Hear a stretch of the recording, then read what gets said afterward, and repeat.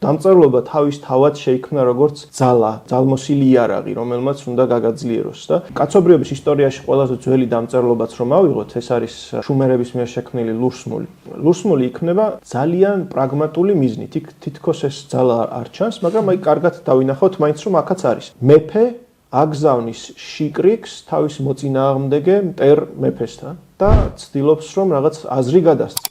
და ზეპირ სიტყვიერად ატანს ინფორმაციას. შიკრიკი გარკვეულ პერიოდში იმახსოვრებს ამას და მიმოაქვს ეს აზრი, მაგრამ ერთმშვენიერ დღესაც მეფე ეტყვის ძალიან ღრმა აზრს და ძალიან ვრცელს სიტყვას, რომელსაც ვეღარ დაიმახსოვრებს შიკრიკი. ამიტომ მეფე ამოიღებს წყლიდან თიხას, მოზელს, დაფას და გადაიტანს თავის სიტყვას. ეს მოთხრობილი არის შუმერულ ეპოსში, ერთ-ერთ ეპოსში. ყველას მიერ არ იყო გააზრებული დამწერლობის როლი, გარკვეული ადამიანები, ვინც ეს შექმნეს, ძალიან კარგად იაზრებდნენ რამხელა ძალის მქონე იარაღი შექმნეს. ეს არის დროზე და სივრცეზე გამარჯვების მექანიზმი. დამწერლობის გარეშე უბრალოდ არ არსებობს განვითარება. იმიტომ რომ არ არსებობს თაობათა შორის სიტყვის მყარად გადაცემა და სივრცეში შორს გადაცემა. ეს არის ალბათ ყველაზე მთავარი ძალა, რაც დამწერლობას აქვს. ფარნავაზი ქმნის სახელმწიფოს და მის საფუძვლად დებს დამწერლობას ისევ და ისევ. იმიტომ რომ ის ძალიან კარგად აცნობიერებს, რომ ერთ სახელმწიფოში ხალხი გააერთიანო და რაღაც კონსოლიდაცია მოახდინოს სახელმწიფოებრივი, შეუძლებელია რომ არ გქონდეს ერთი სიტყვა, ერთი აზრი.